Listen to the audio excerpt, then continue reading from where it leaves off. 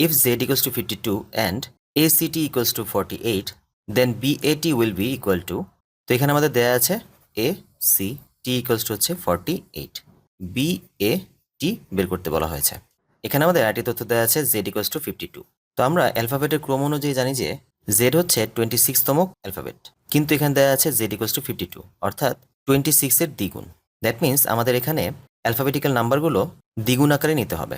তাহলে এ ছিল 1 নম্বর অ্যালফাবেট, সেটি হয়ে যাবে 2, সি ছিল 3 নম্বর অ্যালফাবেট, এটি হয়ে যাবে 6, টি ছিল 20 নম্বর অ্যালফাবেট, যেটি হয়ে যাবে 40। তো আমরা এখানে দেখতে পাচ্ছি এই নাম্বারগুলো যদি যোগ করে দিই তাহলে কিন্তু 48 চলে আসে। তার মানে আমাদের লজিকটি কারেক্ট। এখন এই অনুযায়ী বি এ টিকে সলিউশন করা যায়।